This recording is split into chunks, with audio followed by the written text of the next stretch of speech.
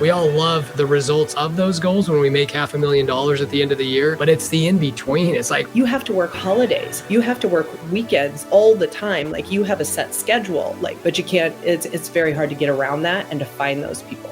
I think you need hungrier people than people making $4,000 a day. You do a lot of things really, really well. One thing that I believe you are the industry best, like top 1% in the entire real estate industry, probably top 1% of 1% is on lead conversion.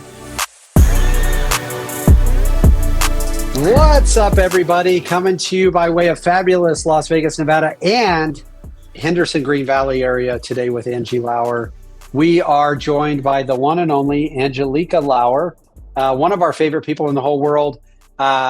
She has a super cool story of how she got into real estate. She came into our world 5 years ago. When did you join us? 5 years ago. Yeah, 5 years ago. Was it 17 or 18? I think that'd be 19, 18 or 19. I was scrolling through all the hashtag Joe Taylor group posts on Instagram last night. I was looking at all our fun times and all our pictures. We've traveled the world together. Angie's got, I would say, a lot of superpowers. Like, you do a lot of things really, really well.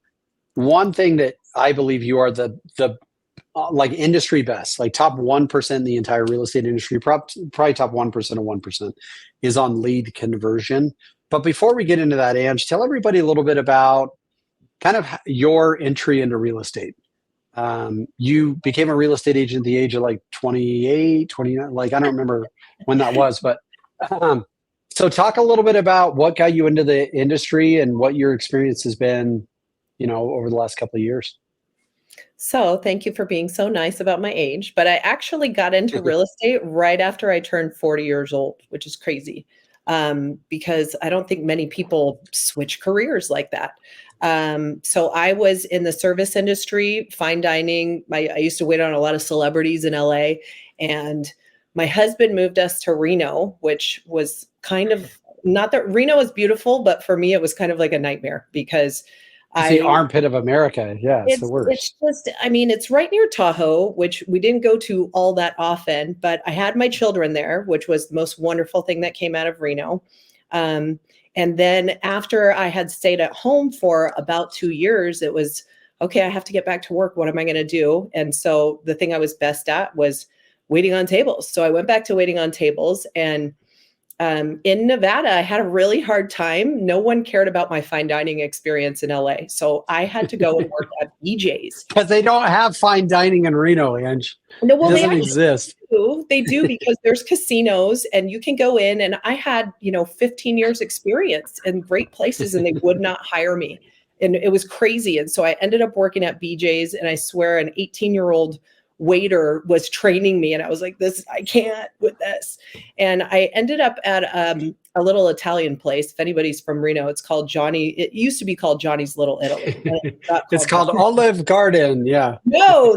It was nice, but I was working my butt off. And so when Tim, my husband, got a job with the power company, NV Energy out here, which is huge.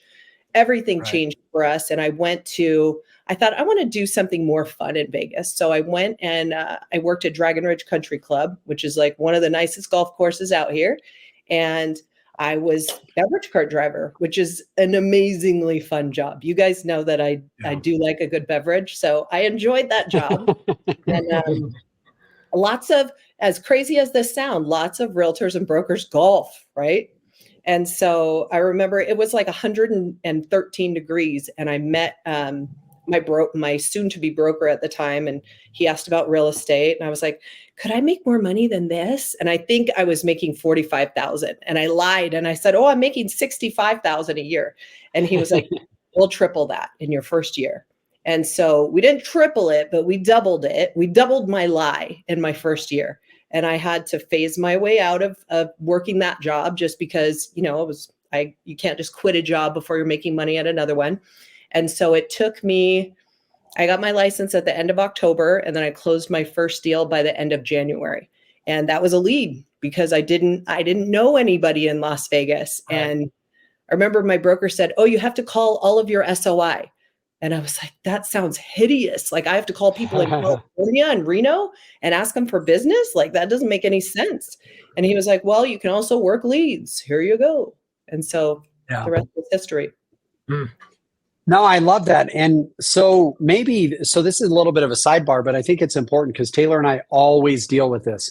You come across, like, we're always looking for good talent, period. Like our world is big enough to where, like, transaction coordination, marketing people, recruiters, whatever.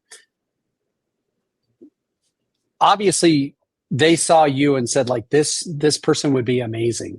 What, have you ever done that before to someone else where you're like, dude, you should be in real estate? Have you had any success with that? I haven't had success in plucking somebody out because most of the time, I mean, the bartenders around here, especially because when Tim and I go to a bar, it usually is a gaming bar. And so you shut that place down. Like you're there until like 4 a.m. Yeah. And then the conversation is just stupid. No, but I think that out here, because that industry, like I think that people that are working at gaming bars, the kind of tips that they see, they could get $1,000 off of 4 different people in the bar. Right. So I think to leave that lifestyle is extremely hard. So I have met people in the industry that I was in, but the industry is not the same because I wasn't making $4,000 in a day. So I think I've been asking the wrong people because they don't want to do that. But then I say, you have to work holidays. You have to work weekends all the time. Like you have a set schedule, but you can't, it's very hard to get around that and to find those people. I think you need hungrier people than people making $4,000 a day. What was it, Angie, about, you've been in this business long enough now and you see so many people that get in that are driving golf carts or tending the bar or working as valet parkers. They get into the industry and it just doesn't work. They just can't close any deals. They can't make it work. So what do you think it was? What was your unique advantage or your talent, or how come you were so successful? Like what was it about you coming off a golf cart to selling houses that instantly you were able to take a lead that didn't know you didn't know them, and convince them that you were the best agent in town for them to work with to buy a house? What do you think it is that talent, if somebody was thinking about getting into this industry, or if somebody is new in this industry and they're like, well, geez, Angie, it only took you 2 months and you already had a lead closed. I've been trying for 6 months. What is it that made you so good so fast? Well, I'll go ahead and say thanks to my good old mom and dad, because they always said, if you're going to do a job, you got to do it right and you got to do it the best. And even when I was little, I would have to be like, have a temperature and dying in bed to stay home, or they would not let me. If I ever tried to call in sick to a job, they would literally say to me, we didn't raise you to let people down. So the kind of work ethic that I had is probably built on guilt because I was raised Catholic and everything is a guilt trip.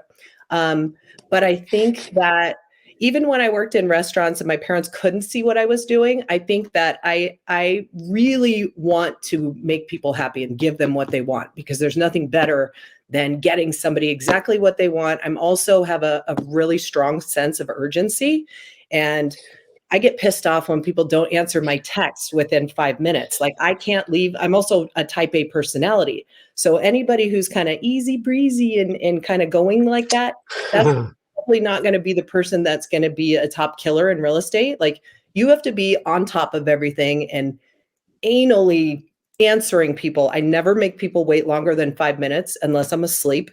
It also has to do with manners, I think, which is crazy as that sounds. Like my mother, who is British, just taught me that so many things are, you're rude for so many different reasons, or you're selfish if you're not answering. So I think you have to have a strong sense of wanting to help people and not wanting to let people down. And the urgency has to be there. You can't let somebody text you, that's a lead, and let them wait 2 hours. You at least have to tell them and you started that off with Brian Gubernick, who was on this show a little while back. He has a podcast called No Days Off. And just the very title of that, No Days Off, is kind of your approach to life, is regardless if I'm sick or if I have been rejected 29 days out of the month, I'm still going to show up and make phone calls on day 30, because Mhm. if I take a day off, I'm going to miss an opportunity. I'm going to let people down, and I'm going to go back on the value that I've set of hard work. And I think that's massive. Like Yeah. that to me that's the secret sauce. You just work harder than anybody else. The secret sauce, and also, because we work on commission, you don't get paid for 5 days a week and you can take a day off. If you don't work, you don't get paid. So that's a big thing that keeps me going. Like, I like my bank account to be cushiony. I don't ever want to have to worry about money. So if I have to work for 3 hours every day, like, that's a small price to pay to never have to worry about anything that I want to buy or that my family wants. So, Ange, diagnose this for me. I don't know, lately everything's been a triage for me. But why do agents struggle so much? Like, there is in you have a superpower when it comes to lead conversion, honestly better than anyone I've ever seen. But why do in your experience, you've led, you've obviously been in a leadership position with us for a long time. We've had 100 agents come through our office and our team in that time, and some succeed, some don't. Like, have you found any common denominators for those who struggle to succeed in any given market versus those who seem to find a way? Like, are there common denominators? Are there evidences of success and failure that you picked up on? I think the biggest thing is lack of consistency in what everybody's doing. You can have a really great 3 days and people think, now it's time to check out. Now I'm going to go do this. Now I'm going to, go hang out with my friends. Now I'm going to, there's a lot of different excuses is, for lack of a better word, that people use. But I feel like I could have every excuse in the book to not work. I have 2 kids. I have a husband. I just got a new dog, which is crazy. I know. Which is crazy, actually. Thank you for pointing that out. Yeah. It is. But what I will do is, if I know that I have a trip coming up, I plan everything accordingly. I know that during that 7 days that I'm gone, I can't work those brand new leads. So I'm going to divvy those out to my team.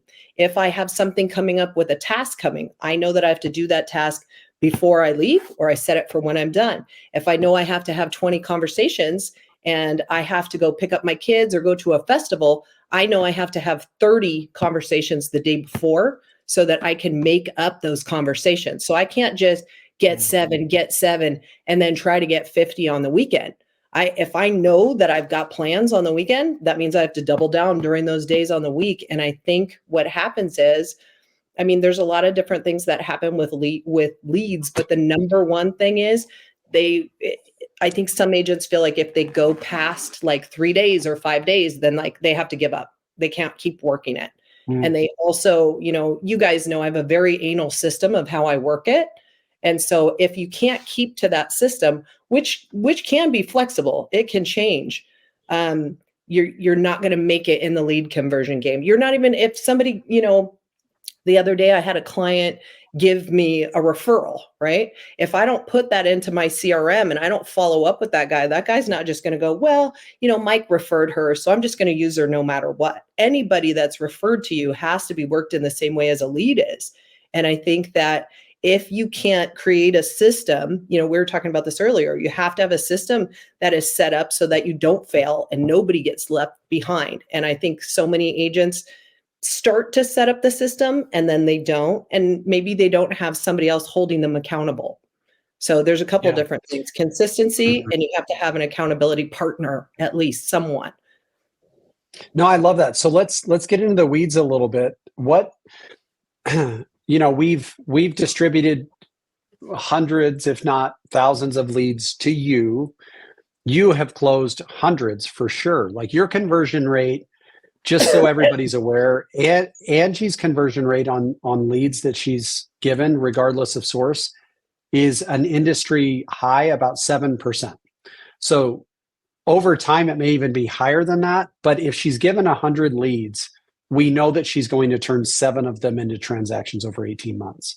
So that still means you, quote unquote, strike out 93% of the time. That's what's funny, is you've made hundreds and hundreds of thousands of dollars. To be honest, you made millions of dollars in real estate commission over the last 4 or 5 years by quote unquote failing 93% of the time, which is awesome. So, and someone hit me with the balloons. That's all. I don't know who just did. So talk about your system. You're given 100 leads.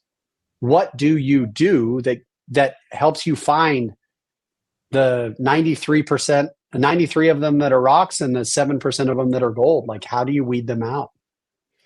It actually reminds me of when I very first started working with you guys, and I was in kind of a delicate situation, and you guys gave me a pool, I feel like, of 500 like leads that had mixed in like Donkey Kong and like all kinds of crazy things. Yeah. And I had no business at that time.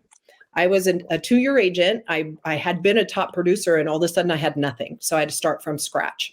And I would sit in the office, and I didn't know anybody at the office either. So I would just kind of shut the door and sit in there. And I remember I would call until I got a win. And I was talking to my team about this the other day.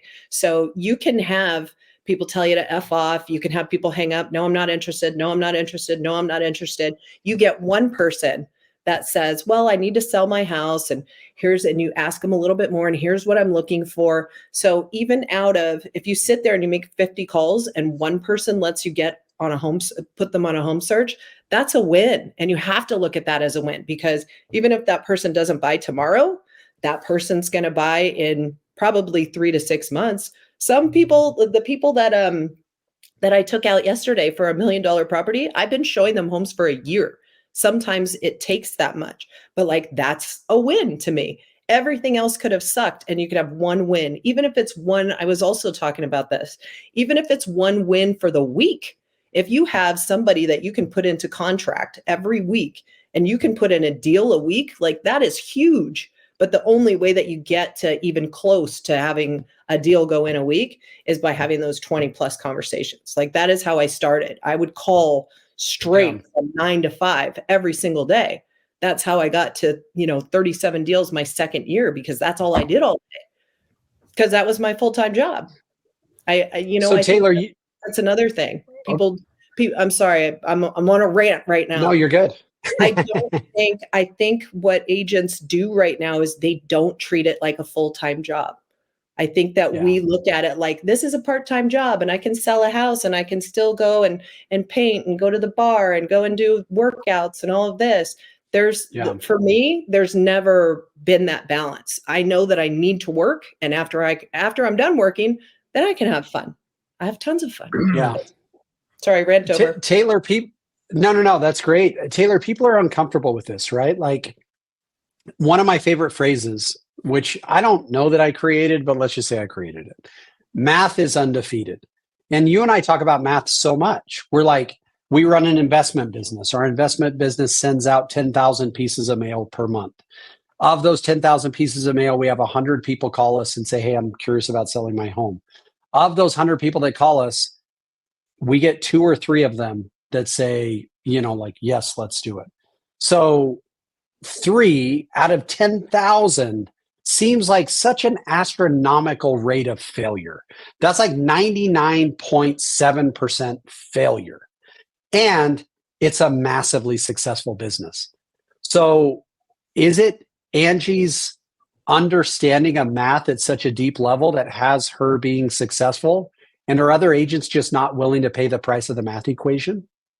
Yeah, I love that, Joe. Great use of the, as far as the profitability of a business and stuff, we've always been good at separating our feelings and knowing that in Angie's case, 93% of the time she's failing and focusing on the 7%. I think if you gave anybody a list of thousands of people to call and said, you have 8 hours all day today, spend 8 hours, and all I want you to do is call these people and say these words on this piece of paper in front of you. I think I could bring in my kids right now and put them in the chair and say, call this list all day for 8 hours.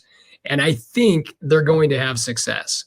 It wouldn't be 7%. They may call 400 people and get one person that's interested in going and meeting up to look at houses or possibly list their house just because of just pure timing. It's just pure hard work and saying something similar to what needs to be said. It's going to work out. And because Angie, I'm guessing, has had success early on, and you can talk about this, Angie, when you make those calls and you get rejected, it's very hard to keep going and to keep pushing and to keep wanting to make it. But when you have a little bit of success, what is a little bit of a success? When you did that first deal and actually got paid $350 an hour versus the $14 an hour, what does a little bit of a success do for your battery to keep going into that 93% rejection world and to keep crushing? I think that one win you can ride that wave for like the next 3 days if it's something good.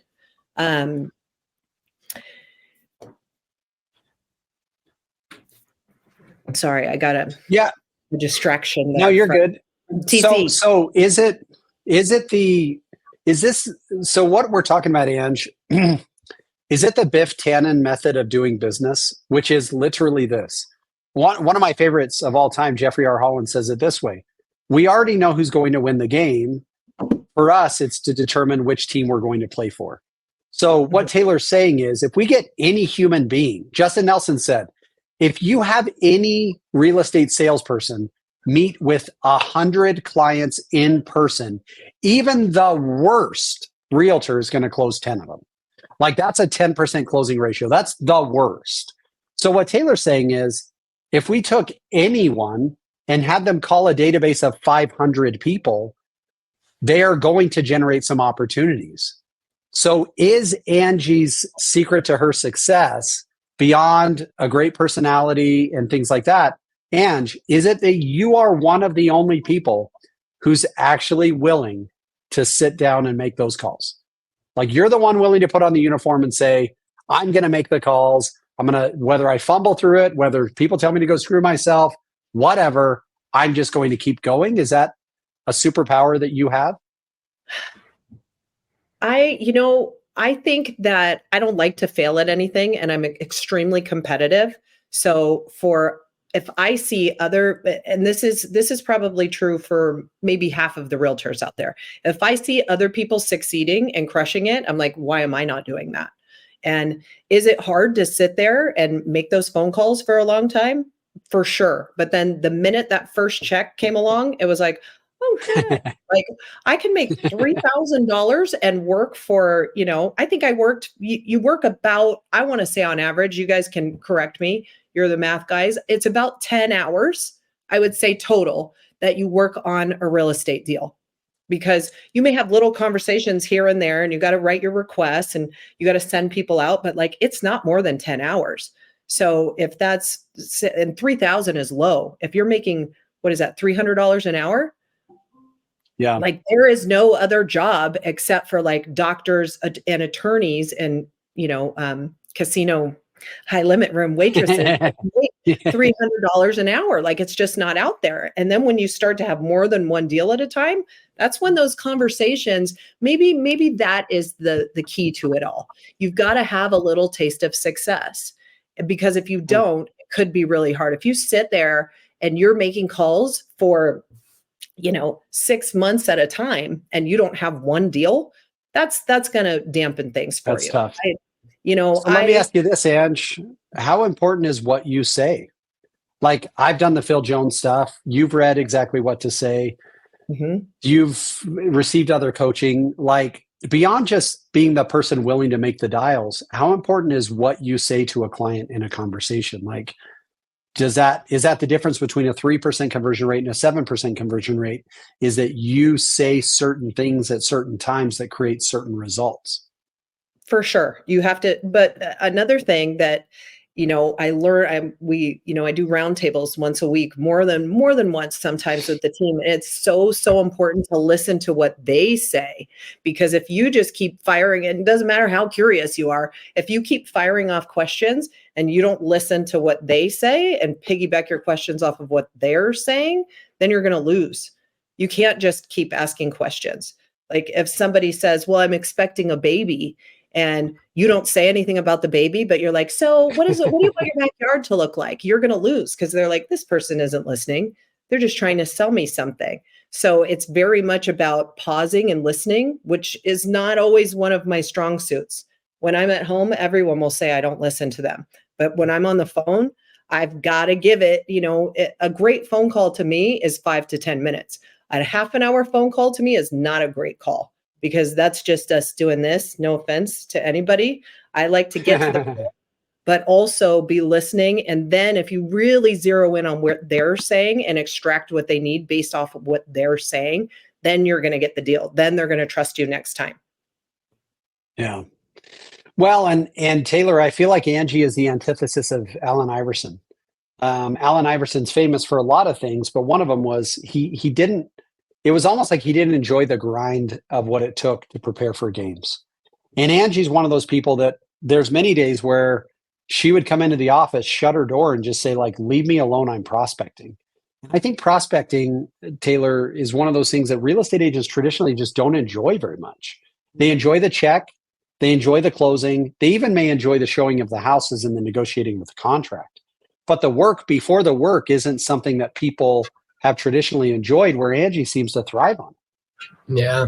Yeah, I love that. There's actually on my board right now. You can't see it because it's too small, but Alex Hermosi said something to the effect of the world belongs to those who enjoy the doing, even when they don't see the results of the doing. And I think that there's that we all love making huge goals, writing up what we're going to do and like how great it's going to be. We all love the results of those goals when we make $500,000 at the end of the year, but it's the in between. It's like once you've written down your goals and then the day-to-day doing part of it, making the 350 dials and talking to 30 people a day so that you can set appointments and close. That's the part where if we can find enjoyment and excitement and in that process, that event, that the processes of the work, that's what you've done, Angie, is you've been able to find joy and like excitement. And even if it's not joyful and exciting, you've been able to find the willpower to say, this is valuable. And if I do that, it's more important than my feelings, which say I feel a little bit sick or I just don't feel like working today. So I'm going to just give myself like a day off because I earned it. You're a very value-centered person. And you know that if you do the processes of the in-between of the goal setting and the results, the world is yours. Yeah. So Ange, I was just going to say, I've got two more questions for you. We've got, a few minutes left. Number one, a lot of agents I've seen have temporary success. Like you are not unique in that you came into the industry and had some early success, because that has happened before. Mm-hmm. I think you're extraordinary for that. But what makes you unique is your successes build upon successes, which build upon successes. Like we've seen agents come in and close 3 deals and make $50,000 and go like, all right, cool, I'm out for months and months and months. Where do you find the motivation to grow from success to success? Because that is unique. There are people who are like, I'll make 50 grand working for Starbucks, or wow, I just made 50 grand in 3 months. I'm now going to go backpack for the next 6 months. Like, where do you find the motivation to continue to build despite now having success that was probably only dreamed of 5 years ago? Mm-hmm. Well, I don't want to make 50,000 and then go backpack, because then I would come back to zero, right? So there's that for sure. I think that, in our ecosystem, and a lot of the people that I learned from you guys, Lana Rodriguez is somebody that I've learned so much from. And, taking the lead conversion and taking it to a whole nother level of making our past clients and our friends part of our lead system and what this is about. I think the growth of just going in and calling in your CRM to changing it into having events and, sending people gifts and just serving more and just kind of collecting along with the serving rather than just collecting drives me, because I want the people that I sold a house to 7 years ago to keep me in mind for the rest of their lives. And so building those relationships, that really motivates me, because if I reach out to somebody that I sold a house to 2 years ago, which happened the other day, and they were like, oh, we're so glad you reached out. We want to sell our house. I missed out on an opportunity probably to get other referrals by not reaching out sooner. So I just like the progression of growing and getting better and better, and then my business building more and more. Does that make sense? Yeah. No, it does. Let me ask you this. Go ahead, Taylor. Well, my question is this. We have right now 150 people that hang their license here at our office or whatever. And I think that if I went to all 150 and said, what do you need to do to be successful in real estate? And give me a daily, like what needs to happen every day? I think most of them would come up with a list that says, dial 300 times, talk to 30 people, set 5 appointments, meet 2 appointments. I think people know what needs to be done and they understand it is hard work, but they just don't do it. What is it about you? Like, how do you find the desire to be able to get up every day, say, this is going to be tough because I know what it takes, but I'm going to do it anyway? What is some advice? What is a tip that you would give to somebody? Because we can't all be Angie Lauer and we can't all just have this insane fire just burning in our chest to make us go. But what is one tip you could give to somebody that knows what they need to do, but is just choosing not to do it because it's just boring or they hate it or they're just lazy? Well, those are a lot of things, but I would say like you have to ask the person, like if it was you, Taylor, it'd be like, what do you want? What do you want in your future? Like, do you want a new car? Do you want to have a great life for the next 3, until you're dead? Like, what exactly do you want? And what are you willing to do to get there? And the other thing is, if you don't love the grind, go climb a different mountain. That's something that I heard. A lot of people have chosen the wrong mountain to climb. Maybe this isn't your mountain.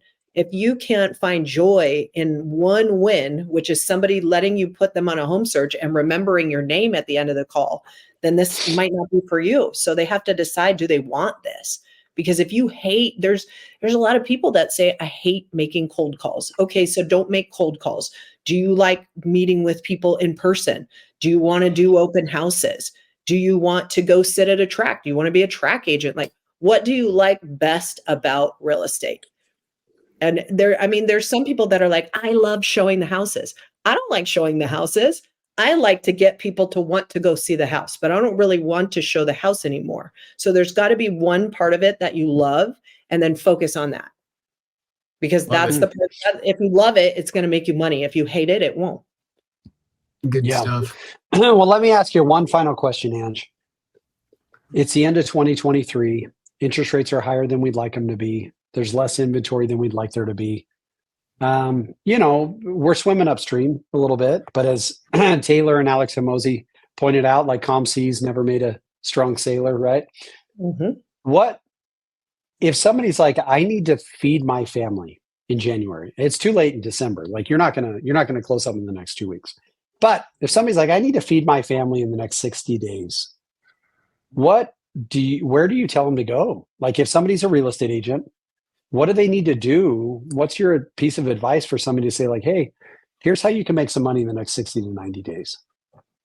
Go drive Uber. No, I'm just kidding. What I would say, honestly, if you need to make money in the next 60 to 90 days, then go hit those rental people hard. Go look for people that want rentals. You'll make $300 a pop. That's still like when I think about my restaurant days, I would work 8 hours and make $200. Go set up 10 rental appointments, get all of those people into your database and be following up with them every 6 months and turn them into buyers because they trust you. You need to make money, go do rentals. Don't think you're above it. Go do it. That'll work. Great advice. Grateful for you, Ange. We're grateful for your willingness to hop on here, guys. Follow Angie. She's on Instagram on her new account because her old account got hacked at The Real Angie Lauer. Yep, The Real Angie Lauer. The other Angie Lauer is going to try to sell you some crypto advice. That's not The Real Angie Lauer. She will never sell you crypto. Thanks, Ange. That's Taylor. Thanks so much, you guys.